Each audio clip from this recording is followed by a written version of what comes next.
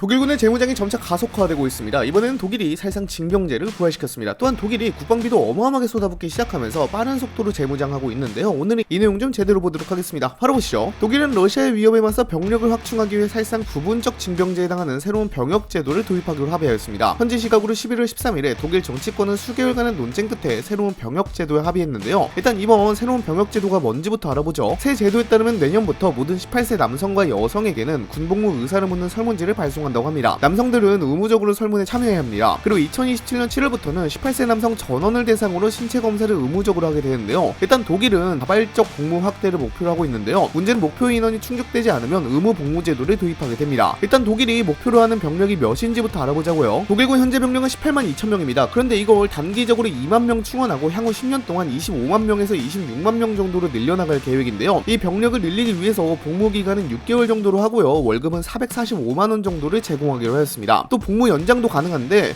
복무 연장을 하게 될 경우 세제 혜택이나 각종 지원금 제공을 통해서 병력을 늘리려고 했습니다만 문제는 이 2만 명 충원이 힘들 것이라는 분석이 지배적입니다. 그렇기 때문에 결국 독일은 어쩔 수 없이 병력 확보를 위해 징병제를 도입할 것으로 보이는데요. 당연하겠지만 독일이 징병제를 사실상 부활시키려고 하니까요. 이에 대한 반발이 좀 큽니다. 여론조사 기관인 포르사 조사에 따르면 18세부터 29세의 63%가 징병제 재도입에 반대하였고요. 베를린에서는 반징병 시위가 발생하기도 했습니다. 정말 당연하겠지만 정치권 일각과 시민사회에서는 병역제도의 강제성을 확대한 것에 대해 강하게 반대하고 있죠. 사실 독일은 1980년대 말까지만 하더라도 한국과 비슷한 규모의 병력을 유지하곤 했습니다. 50만 명 이상의 병력을 유지하고 있었습니다. 하지만 지금은 18만 명 수준인데요. 냉전이 끝나고 긴 평화기를 가지면서 군축하다 보니까 너무 병력 숫자가 줄어든 겁니다. 독일 국방부는 당장 징병제 폐지는 실수였다고 말할 정도였으니까요. 그렇다 보니 독일은 다시 재무장하려는 모습인데 그 움직임이 심상치 않습니다. 독일은 향후 몇 년 안에 EU 내에서 가장 강력한 군대를 만들겠다는 견해를 밝히기로 했습니다. 독일은 특히나 올해 126조 원 이상 규모의 대규모 군사 예산을 편성한다고 밝혔는데요. 이 가운데 92%는 유럽 기업들을 배정하면서 추후 전쟁이 발발하더라도 유럽 내에 있는 군수 공장들을 통해 안전하게 무기와 보급품을 조달할 수 있게끔 했습니다. 그러면서 독일은 앞으로 2029년까지 국방비를 GDP 대비 3.5% 수준까지 늘릴 계획인데요. 지금 당장 2.4% 정도의 국방비를 쓰고 있는데 2029년에는 3.5%까지 늘린다고 합니다. 이는 영국과 프랑스와 비교해도 굉장히 빠른 수준인데요. 심지어 독일은 러시아의 동맹국 영공에 다시 한 번 더 러시아 전투기를 투입해서 영공을 침범하며 그 즉시 격추시켜버리겠다고 연전에 말하기도 했는데요. 정말 놀랍게도 그 이후에 러시아 전투기가 영공 침범을 자제하는 듯한 모습을 보이기 시작했습니다. 이 GDP 대비 3.5% 국방비도 좀 유심히 볼 필요가 있습니다. GDP 대비 3.5% 수준이면요. 냉전 시절인 1975년 이후 최대 규모입니다. 거기다가 총 예산에서 국방비가 차지하는 비중은 30%에 육박할 전망이기도 한데요. 그야말로 미친 듯이 독일군이 규모를 확장하고 있는 겁니다. 사실 영국과 프랑스보다 빠르게 군사력을 강화하는 것도 눈여겨볼 만한 게요. 영국은 2.3% 수준인 국방비 지출을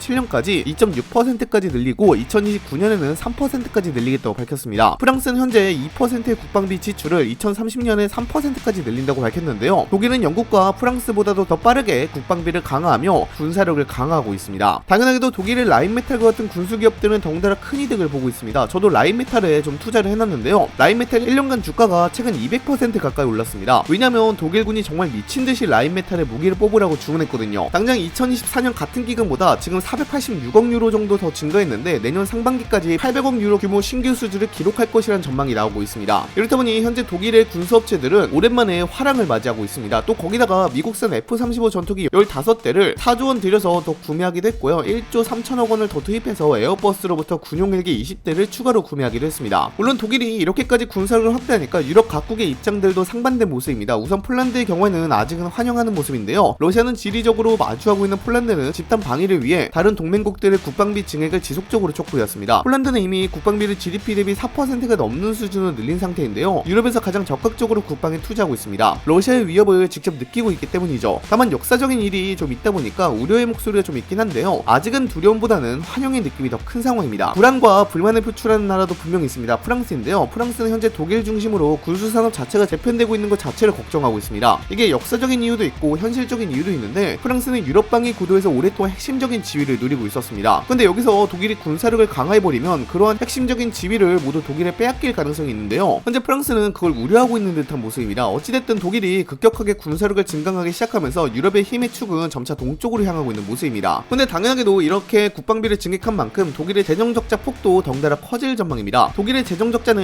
2024년에 330억 유로였는데요. 하나로 56조 원 정도였습니다. 근데 이게 2025년에는 820억 유로로 증가할 전망입니다. 139조 2,500억 원으로 늘어날 전망이죠. 그리고 2029년에는 213조 9,700억 원 규모로 더 커질 전망인데요. 가장 큰 이유는 국방비 증가로 보고 있습니다. 독일의 중앙은행인 분데스방크는 최근 보고서에서 GDP 대비 국가부채 비율이 2040년에는 90%에 달하고 100%를 넘어설 수 있다고 우려하기도 했는데요. 경제위기 상황에서 개인과 기업을 지원하기 어렵고 안정을 지향하는 통화정책과 충돌할 우려가 있다고 지적했습니다. 하지만 독일은 안보를 더 우선시하는 모습이죠. 당장 2025년 3월에 신규 부채를 엄격히 제한하는 기본법을 고쳤습니다. 그리고 인프라 투자에만 12년간 5천억 유로, 하나로 848조 원을 투입하기로 했습니다. 국방비는 사실상 제한 없이 무제한으로 지출하기로 해서 재정 건전성에 대한 우려가 더 커진 상황입니다. 독일 분데스방크는 인프라와 국방 부분 상황을 고려하면 대규모 부채를 당분간 이해할 수 있다면서도 긴급한 수요에만 써야 한다고 지적했는데요. 재정 적자 문제를 어떻게 해결할지도 독일의 새로운 숙제로 나오게 되었습니다. 물론 러시아와 국경을 접하거나 인근에 있는 국가들인 크로아티아, 라트비아, 세르비아도 속속 징병제로 회귀한 모습입니다. 우크라이나 전쟁으로 인해 전운이 유럽 전체를 강타하였고 이에 따라 전 유럽이 다시 재무장하고 군사력을 강화하는 데 힘을 쏟고 있는 모습입니다. 미국과 나토가 독일의 재무장을 바라보는 시각은 한마디로 기대와 불안이 동시에 얽힌 복잡한 감정이라고 할 수 있습니다. 미국은 오래전부터 유럽 국가들의 방위비를 늘리려고 압박해왔고 독일의 국방비를 급격하게 확대하는 것 자체는 분명히 긍정적으로 바라보고 있습니다. 유럽이 스스로 안보 부담을 덧치면 미국이 세계 여러 지역에 배치해둔 자원을 재조정할 수 있기 때문입니다. 특히 미국은 공화당이나 민주당 가릴 것 없이 모두 유럽의 방위비 증액을 강하게 요구했다는 점에서 독일의 변화는 미국의 오랜 요구가 현실화한 사례로 이해되고 있습니다. 실제로 미 전쟁부와 나토 사령부는 독일의 전력 증강이 북대서양 방위 전체를 강화한다는 공식 논평을 여러 차례 내기도 했습니다. 근데 문제는 여기서 시작됩니다. 독일이 이 속도로 군사력을 키우면 유럽 안보의 중심축이 완전히 바뀌게 됩니다. 지금까지 유럽의 안보 체계는 기본적으로 미국이 최종 보증하는 구조였습니다. 프랑스가 핵을 보유하고 있고 영국도 핵 억지력을 갖고 있지만 실질적으로 러시아를 억제하는 군사력의 핵심은 미국이었고 유럽 연합군 체계도 사실상 미국 중심으로 돌아갔습니다. 근데 독일이 GDP 대비 3.5%까지 국방비를 확대하고 유럽 최대 병력을 재구축하게 되면 전후 70년 동안 굳어져 있던 힘의 구조가 균열을 일으킬 가능성이 있다는 겁니다. 이건 미국이 가장 경계하는 지점입니다. 미국이 독일의 증강을 환영하면서도 동시에 면밀하게 감시하는 이유가 바로 여기에 있습니다. 최근 나토 내부에서는 유럽군 재창설론이 조용하게 부상하고 있습니다. 우크라이나 전쟁 이후 유럽이 미국 의존도를 줄여야 한다는 목소리가 커지고 있고 특히 프랑스가 주도하는 전략적 자율성 담론이 다시 힘을 얻고 있습니다. 문제는 유럽군이 실제로 만들어진다면 그 중심이 어느 나라가 되느냐는 점입니다. 프랑스는 오래전부터 자신들이 유럽 안보의 주도국이라고 주장해왔지만 경제력과 산업 기반, 병력 동원 능력은 독일이 더 압도적입니다. 결국 유럽군이 현실화하면 통제권이 프랑스가 아니라 독일로 넘어갈 가능성이 높고 이는 프랑스뿐 아니라 미국에도 민감한 문제입니다. 미국으로서는 나토라는 틀 안에서 독일이 커지는 것을 용인할 수 있지만 나토 밖에서 독일 주도의 유럽군이 만들어지는 일은 전혀 다른 이야기입니다. 그 순간 유럽 안보에서 미국의 영향력은 약해질 수밖에 없기 때문입니다. 이런 이유로 미국 전략가들은 독일의 재무장을 지지하면서도 세부 구조를 매우 꼼꼼히 들여다보고 있습니다. 독일이 장기적으로 유럽 내 군수 산업을 독점하거나 나토의 지휘 체계를 흔드는 방향으로 움직이지 않는지 혹은 프랑스와 손잡고 미국의 영향력 축소를 겨냥한 새로운 안보 구조를 만들지 않는지 촉각을 곤두세우고 있습니다. 나토 내부에서도 이미 이런 긴장감이 감지되고 있습니다. 독일이 방위비를 확대하고 병력을 늘리면 당연히 나토에서 차지하는 발언권도 커지게 되는데 지금까지 군사력 중심의 지도력을 유지했던 미국과 영국, 프랑스의 지위가 상대적으로 약화할 수 있습니다. 유럽연합 내에서도 독일 중심의 군수 생태계가 빠르게 형성되면 미국산 무기 의존도가 줄어들 가능성이 있습니다. 독일은 전투기, 전차, 자주포, 방공체계 등 주요 분야를 라인메탈 중심으로 재편하려 하고 있고 유럽형 공급망 구축에 속도를 내고 있습니다. 이 점도 미국이 주시하는 요소입니다. 미국은 나토의 무기 표준과 공급망이 미국 중심으로 유지되길 원합니다. 근데 독일이 유럽 산업 전반을 장악하면 전후 질서가 크게 흔들릴 수 있습니다. 결과적으로 미국과 나토는 독일의 재무장을 전략적 기회이자 잠재적 위험으로 동시에 해석하고 있습니다. 러시아를 억제하기 위한 즉각적인 전력 보강이라는 측면에서는 분명히 필요한 변화지만 독일이 단기간에 너무 빠르게 커지면 유럽 안보의 중심이 이동하면서 미국이 지고 있던 최종 결정권이 흔들릴 수 있습니다. 그래서 지금 나토 내부에서는 독일의 재무장을 활용하되 통제할 수 있는 속도를 유지하려는 움직임이 나타나고 있습니다. 이 흐름은 앞으로 유럽 안보 논쟁의 핵심 주제가 될 가능성이 큽니다. 현재 독일의 군사력 증강이 참으로 의미심장합니다. 여러분들은 독일을 어떻게 보시나요? 댓글로도 작성해 주시기 바랍니다. 이상 영상 마치도록 하겠습니다. 감사합니다.